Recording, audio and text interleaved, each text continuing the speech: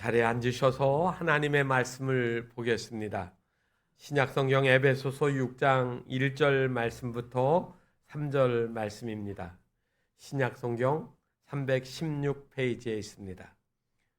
에베소서 6장 1절 말씀부터 3절 말씀입니다. 함께 봉독하겠습니다. 자녀들아, 주 안에서 너희 부모에게 순종하라. 이것이 옳으니라. 내 아버지와 어머니를 공경하라. 이것이 약속 있는 첫 계명이니 이로써 내가 잘되고 땅에서 장수하리라. 아멘. 이제 하이엘 찬양단의 찬양이 있습니다.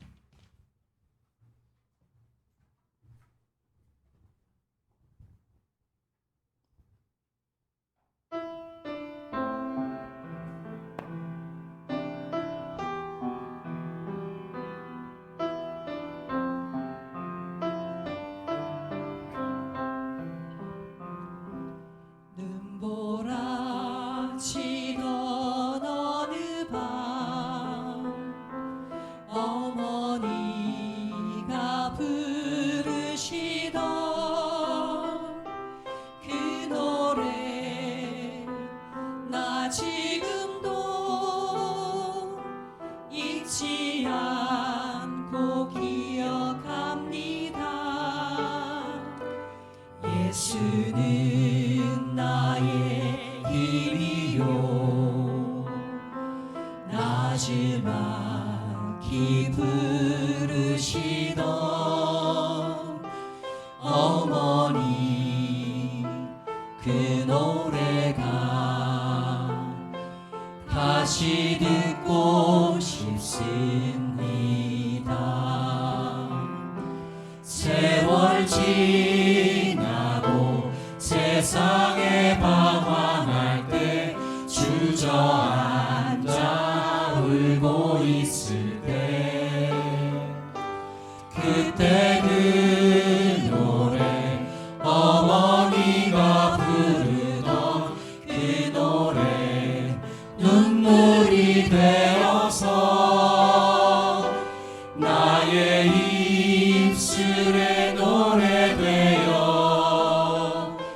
나의 기쁨의 노래되어 주님을 만났던 그날을 지금도 잊지 않고 기억합니다.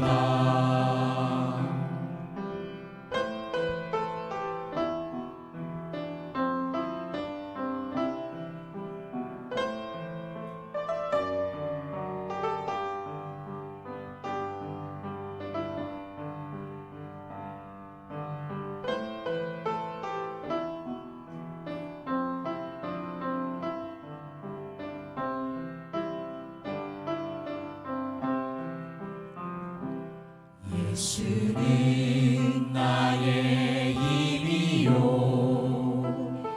나지막히 부르시던 어머니 그 노래가 다시 듣고 싶습니다. 쓴보라치고 폭풍우가 닥쳐도 이제 나 두렵지 않으니 예수가 나의 힘이 되어 주시고 나의 삶을 인도하시니 예수는 나의 힘이시요 나의 능력이 되시는 주 영원히 주님만 노래합니다. 주님만 의지하렵니다. 예수는 나의 힘이시요 나의 능력이 되시는 주 영원히 주님만 노래합니다 주님만 의지하렵니다 주님만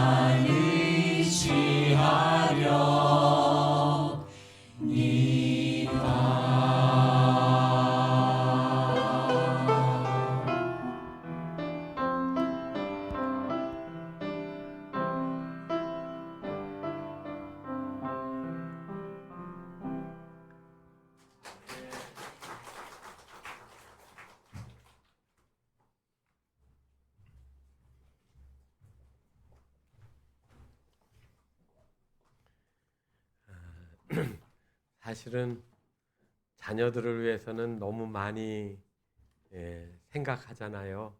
근데 부모님들은 우리가 자주 잊어버리고 또 때로는 망각까지 하지 않나 싶은 생각이 듭니다. 오늘 하나님이 우리 부모님들에 대한 감사 그리고 그 섬김의 마음을 우리 모두에게 주신 것 감사드립니다. 고종 황제의 밀사 역할까지 했던 헐버트 선교사가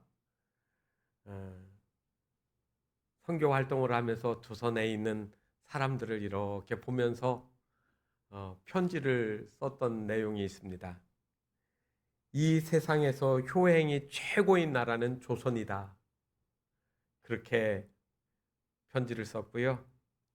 미국 공사였던 샌즈라는 분은 그의 회고록에서 나의 노년을 위해 조선 땅에 다시 태어나고 싶다 이렇게 썼습니다.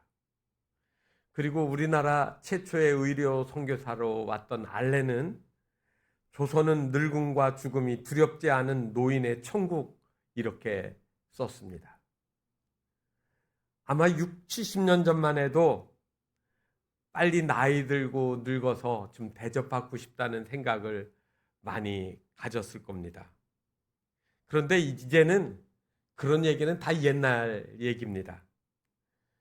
어떤 아버지가 아들에게 이야기를 했습니다. 자기 전에는 꼭 양치질하고 잠을 자야 된다.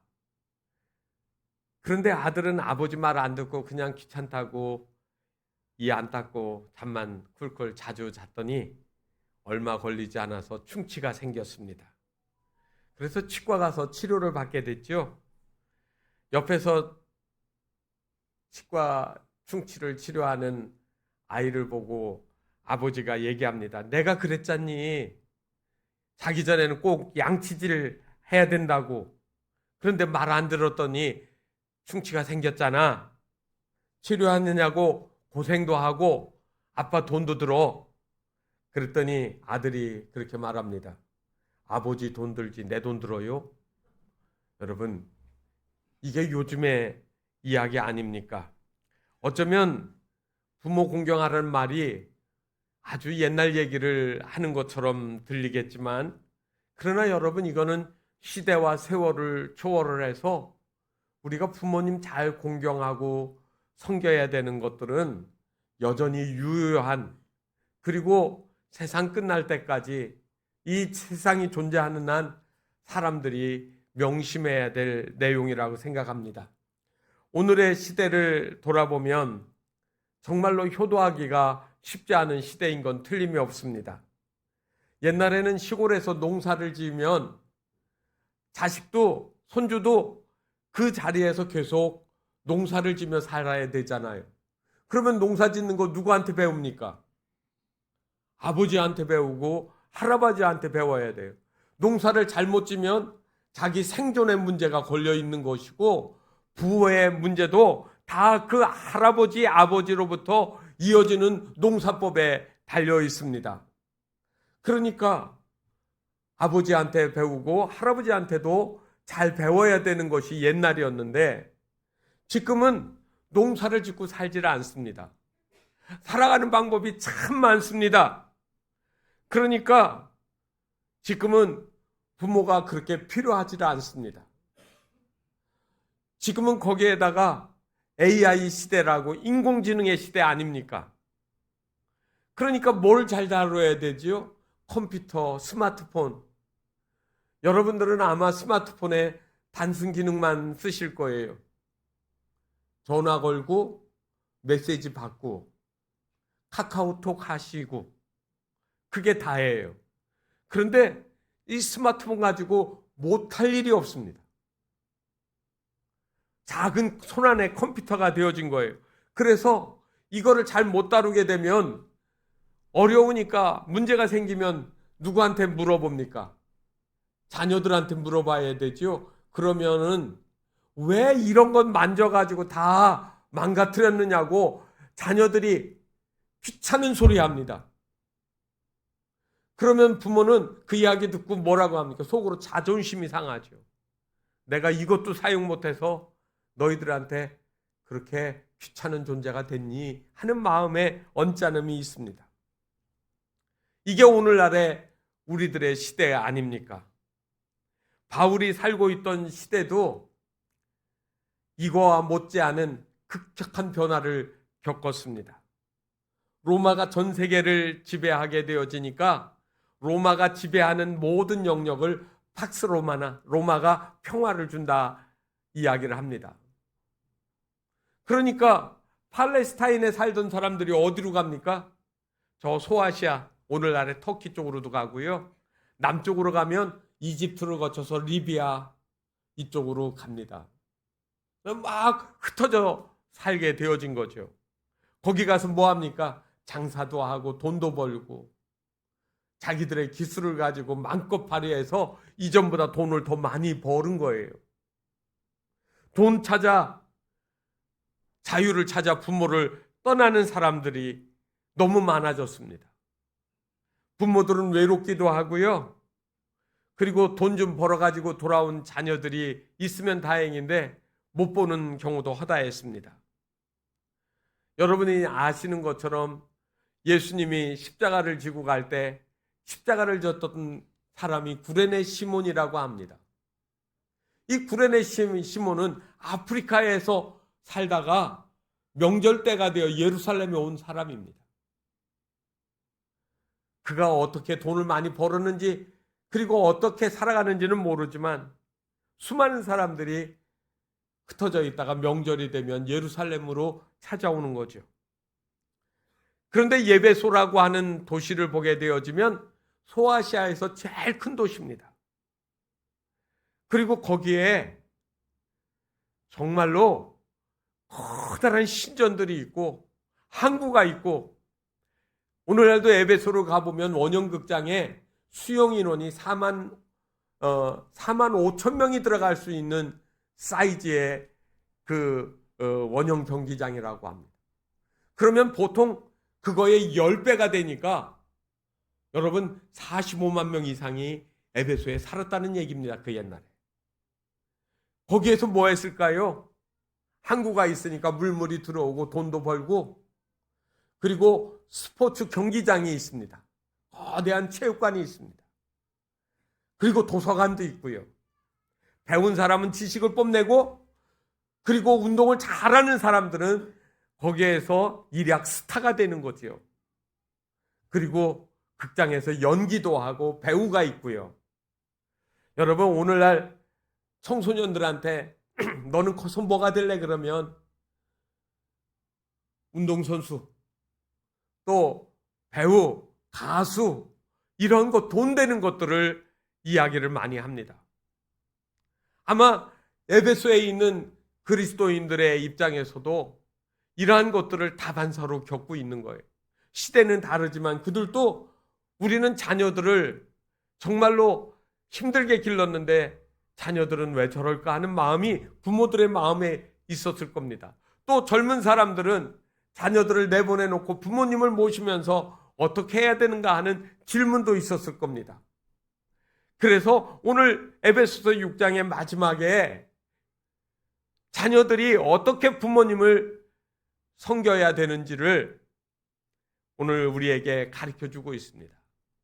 어려운 시대지만, 힘들고 변화의 시대이지만 부모를 어떻게 섬겨야 될 것인지에 대한 이야기, 바로 오늘 두 가지지만 우리에게 너무 소중하고 중요한 하나님의 명령이고 또 우리가 마땅히 해야 될 일이라고 생각합니다. 첫째는 오늘 여러분 1절 말씀에 보면 자녀들아 주 안에서 너희 부모에게 순종하라 이것이 옳으니라 그랬습니다. 제 오늘 설교 제목이 자녀들아 이것이 옳으니라 이렇게 정했습니다. 옳은 거예요. 왜 하나님이 그리고 사도 바울은 부모에게 순종하라 했을까요? 여러분 아시는 것처럼 십계명에 보면 10가지의 계명 중에 돌판 2개 썼습니다. 하나는 첫 번째 돌판에는 하나님에 대한 거를 1계명부터 4계명까지고요. 5계명부터 10계명까지는 사람에게 대한 윤리인데 그 중에 첫 번째가 내 부모에게 공경하라예요. 하나님의 명령이에요. 그런데 사도 바울도 사도로서 성도들에게 부탁하는 말 중에 내 부모에게 순종하라고 하는 말을 쓰고 있습니다. 왜 부모에게 순종하라고 했을까요? 여러분, 보이는 부모에게 순종도 하지 않는 사람이 어떻게 보이지도 않는 하나님을 섬길 수 있느냐 이 말이에요. 여러분 교회 생활만 열심히 잘하는데 집에 가서 부모님한테 마음대로 하는 사람은 그건 하나님 안 믿는 사람입니다. 부모에게 잘 섬기셔야 됩니다. 오늘 특별히 오늘 순종이라는 단어를 썼습니다. 헬라어에서는 이 순종이라는 말을 휘파쿠오라고 썼어요. 그런데 그냥 순종 이렇게 되면은 쉽겠는데 이 순종의 의미를 해설을 했는데 보니까 들을 준비를 하는 걸 순종이라고 한 겁니다. 부모님이 얘야 하면 하던 일 멈추고 딱 부모님을 주목하면서 들을 준비가 되어 있는 거예요. 군대 가면 남자들이 상관에게 명령을 들을 때 꼭 해야 되는 일이 있습니다. 복명복창이라고 그래요. 행정반에 가서 자가저와 만약에 상관이 시켰어요. 그러면 일병 아무개는 행정반에 가서 자를 가지고 오겠습니다. 이렇게 복명하고 가는 거예요. 여러분 휘파쿠오라고 하는 이 순종이라는 말은 첫 번째 행동의 변화가 나타나는데 딱 부모를 주시하고 그 말을 들으려고 생각하는 겁니다. 즉시 귀를 기울인다. 그 말이 순종이라는 휘파쿠오로 쓰여진 겁니다. 정말로 잘 듣지 않으면 무슨 일이 일어날까요? 내가 생각한 기준대로 움직이게 됩니다. 골로새서 3장 20절에 보면 자녀들아 모든 일에 부모에게 순종하라 이렇게 나옵니다. 이는 주 안에서 기쁘게 하는 것이니라. 여러분 어떤 건 순종하고 어떤 건 순종 안 하는 게 아니라 모든 일에 영어로 하면 everything이에요. 안 하는 일이 없어요. 부모가 하면 이해하고 들어야 된다는 얘기입니다. 하나님을 기쁘시게 하고 잘 믿는 방법 중에 하나가 여러분 부모에게 순종하는 거를 이는 하나님을 기쁘시게 하는 거라고 했잖아요. 여러분 교회에다가 헌금 많이 하고 전도 많이 하고 성경 많이 읽었다고 뭐 이렇게 이야기해서 하나님을 기쁘시게 하지 말고 가장 기본적으로 내 부모를 잘 순종하고 섬김으로 하나님을 기쁘시게 하라는 얘기입니다.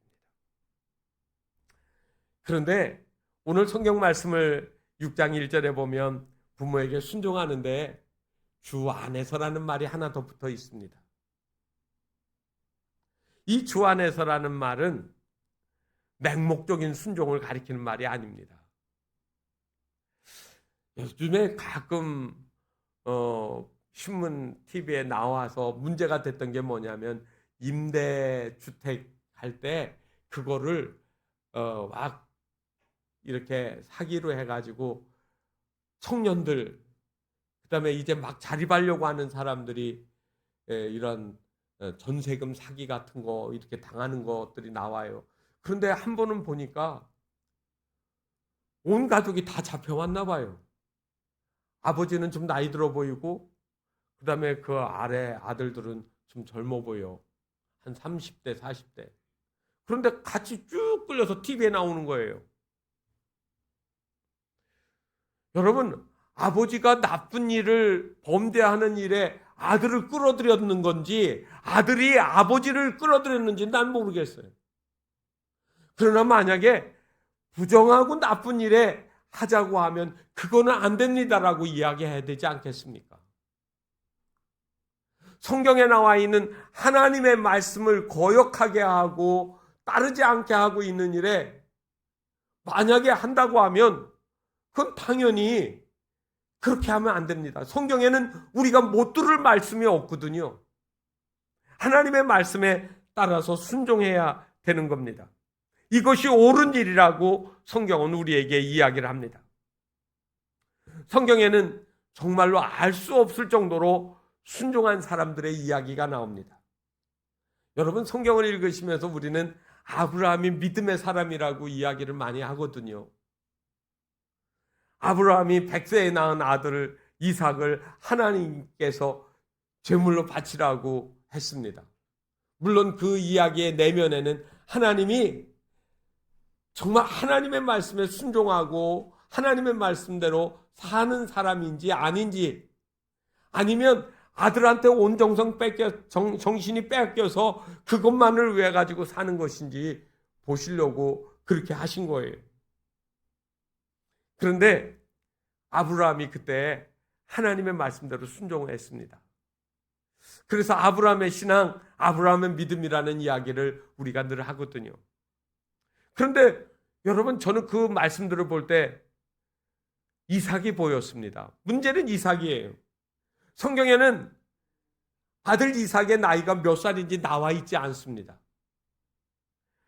이삭의 나이를 유대인들이 쓴 문헌에는 보니까 37살로 나왔더라고요.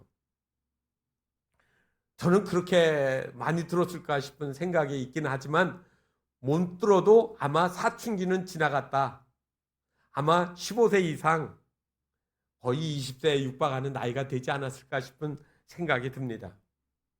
어쨌든 여러분, 중학교만 들어가도 나이 든 부모님들이 자녀들 붙잡기 쉽지 않습니다. 달리기나 먹는 거나 행동하는 거 어떻게 마음대로 제어할 수 있습니까? 힘이 넘치는 이 이삭이 아버지가 자기를 잡아서 결박을 해가지고 칼을 들고 죽이려고 하기 전에 왜 묶어요 나를? 그리고서 도망을 쳤거나 안 할 수도 있었습니다. 그런데 낌새가 이미 있었지요. 사흘길을 걷고 와서 같이 왔던 종들에게는 여기 있으라고 해놓고 나무짐을, 큰 짐을 쥐어서 아들의 어깨에 메웠습니다. 그때부터 분위기가 이상하니까 이삭이 아버지한테 질문을 하죠. 제단에 쓸 나무는 여기 있는데 그러면 희생제물을 드려야 되는 양이나 염소, 이거는 어디 있습니까? 라고 질문을 하는 거예요. 그때 아브라함이 이야기하거든요. 궁색한 대답입니다. 하나님께서 준비하시리라. 보통 제물은 제사 드리는 사람이 준비해 가는 거거든요. 머리가 모자라지 않으니까 이삭이 이거 낌새가 이상하다 싶은 생각이 왜 안 들었겠습니까? 그리고 아버지가, 여러분, 아브라함이 100세에 낳는데 15세라고만 해도 115세예요. 아브라함이 무슨 그렇게 힘이 넘쳤겠습니까? 아버지가 아들을 묶으려고 하면 아버지 왜 이러세요? 노망 드셨나? 그러면서 도망칠 수도 있고 안 할 수도 있어요. 그런데 성경에 보면 기꺼이 아들 이삭이 아버지가 하자는 대로 하고 있는 겁니다. 왜 그랬을까요? 이삭은 성장하면서 하나님의 아브라함, 자기 아버지에게 하는 일들을 다 보고 들었습니다. 여지껏 하란 땅에서부터 내려와서 살아가는 동안에 수없이 많은 일들 속에 도우신 하나님의 이야기를 아버지로부터 다 들었고 또 자기 눈으로도 보았습니다. 하나님이 어떻게 하시는지. 그 아들 이삭은 하나님의 뜻대로 순종하는 것이 맞다라고 생각을 했고 아버지가 하자는 대로 그도 순종하고 있는 겁니다. 그래서 저는 아브라함이 아들 이삭을 제물로 드릴 때마다 더 많이 아들 이삭에게 눈이 갑니다. 우리는 이 이야기를 통해서 알 수 없는 순종의 이야기를 또 보게 되어지죠. 예수님이 하나님 아버지의 뜻을 따라서 십자가의 길을 가시는 거예요. 죽음의 길을 마다하지 않는 거예요. 저는 이삭이 알 수 없는 순종을 통하여서 예수님의 모형을 보았고, 그리고 신약 성경을 통하여서 하나님의 뜻에 순종하는 거예요. 내 뜻대로 하지 마옵시고 아버지의 원대로 하옵소서라고 기도하는 그 기도의 모습. 여러분, 순종은 손해라는 일이 아닙니다. 부모에게 순종하는 일은 하나님이 복을 주시기 위한 일들이라고 하는 이야기입니다. 또 하나는 공경하라는 이야기가 2절에 나와 있습니다. 내 아버지와 어머니를 공경하라. 이것이 약속에 있는 첫 계명이니라. 공경이라는 말을 어린아이들이 잘 몰라요. 오래전에 제가 강화에서 개척교회를 목회를 한 적이 있었는데 윤보람이라고 하는 여자아이가 있었어요. 유치원 다니는 아이. 어린이주일에 제가 부모를 공경하라고 하는 말을 했더니 집에 가서 심퉁이 났대요. 교회 목사님이 글쎄 엄마 아빠를 공격하라고 가르쳤다는 거예요. 공경이라는 말 한 번도 못 들어봤으니까. 여러분, 공경하는 게 아니고 공격하는 게 아니고 공경하는 거예요. 여러분, 앞에 순종이라는 말은 의지적인 측면이 강합니다. 실천적인 측면이 강하죠. 그런데 공경이라고 하는 것은 정서적이고 마음 안에서 느껴지는 거예요. 여기 공경이라는 말도 헬라어에서는 티마오라는 말이 되어져 있는데 아주 굉장히 가치가 있는 존귀한 사람들을 마음의 존경심으로 쳐다보는 거죠. 그래서 영어 성경에는 이 말을 갖다가 아너라는 단어를 썼습니다. 부모에게 순종하는 것으로 족하지 않고 마음으로 우러나는 부모님에 대한 마음을 가지고 존중하라는 말입니다. 그래서 여러분, 십계명을 우리가 계명이라고도 하지만 영어로 이야기할 때는 또 다른 표현법이 있습니다. Divine Law. Divine, 신적인 하나님이 내리신 법이야. 여러분, 법이라고 하는 것은 선택의 여지가 없는 겁니다.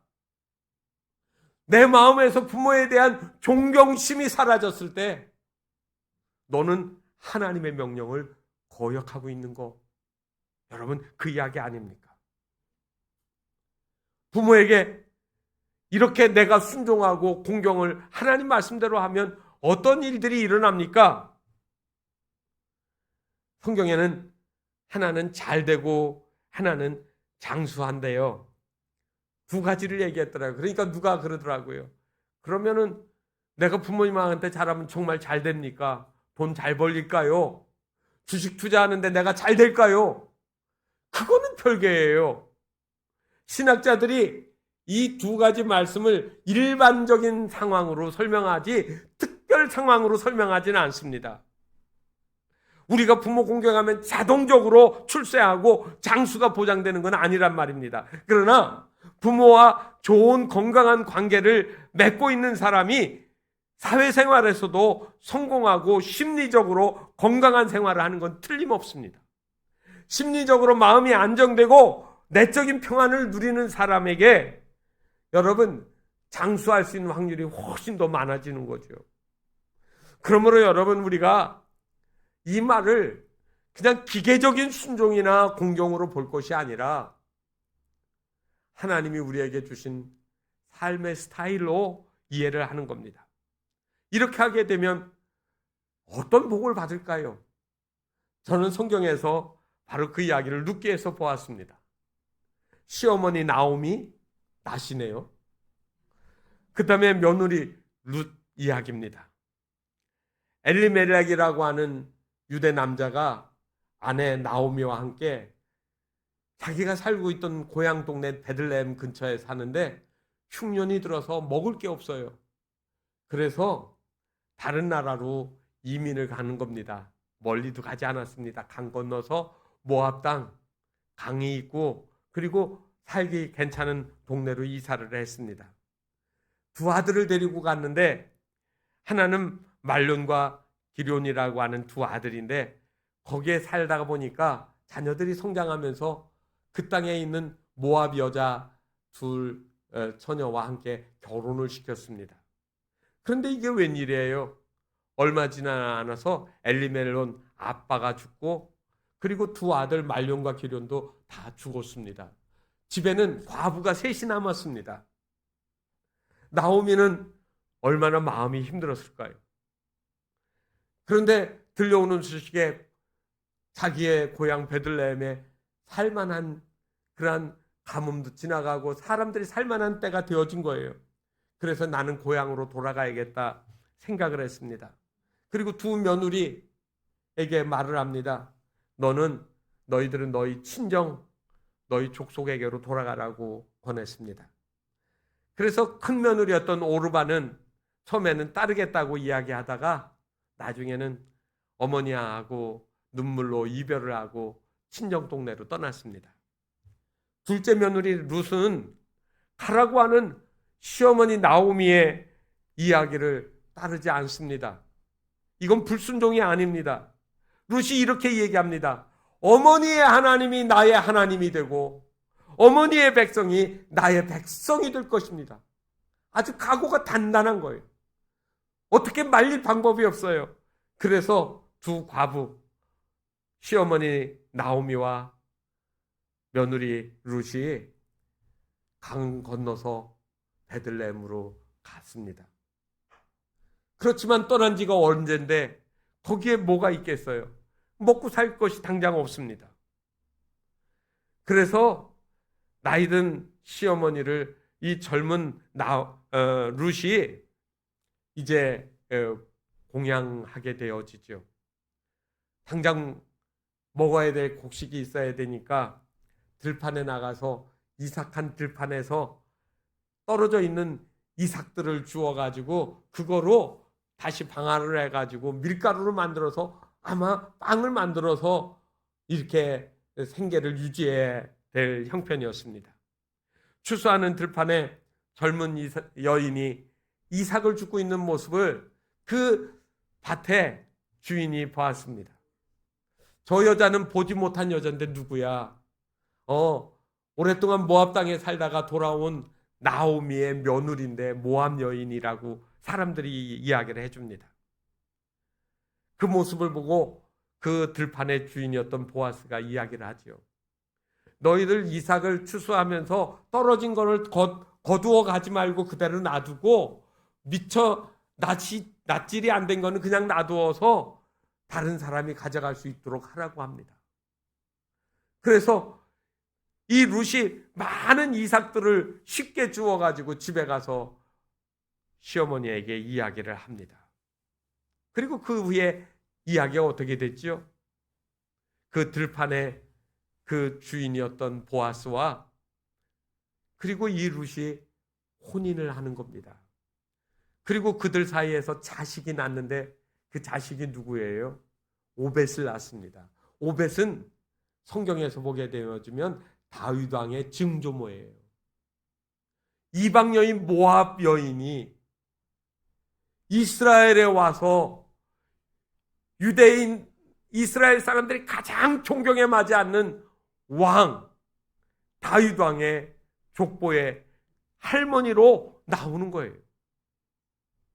여러분, 이거보다 더 큰 복이 어디 있습니까? 부모님들 한번 생각해 보세요. 나는 못 살고 어려웠어도 내 자식이 잘 되어지면 그게 가장 큰 보상이잖아요. 자녀가 잘 되는 게 가장 큰 보상이라고요. 여러분들이 하나님을 잘 공경하고 부모님의 말씀대로 잘 순종하며 사는 믿음의 모델을 보여주어지면 하나님이 그 자손에게서 복된 자녀들이 나오게 하는 하나님의 보상이 있어진다라는 말씀입니다. 오늘 성경은 어려운 말씀이 없습니다. 부모님에게 순종하십시오. 그게 강도질이고 도둑질이면 하지 말아야 되겠지만 그런 부모님은 없을 겁니다. 부모님에게 순종하십시오. 또 부모님을 마음속에서 존중하는 거예요. 제가 오늘 마지막으로 시 한 편을 여러분들에게 소개하고 마치겠습니다. 박은수 시인이 쓴 어머니라는 시입니다. 어머니는 좋은 옷이 필요치 않으신 줄 알았습니다. 예쁜 그릇도 갖고 싶지 않으시고 맛있는 음식에도 마음이 없으신 줄 알았습니다. 빛깔 고운 립스틱이나 꽃무늬 화려한 양산도 눈여겨 보시지도 않는 줄 알았습니다. 그런데 시집 와서 40고개에 다다르며 이제사 깨달아집니다. 어머니도 여자이셨음을.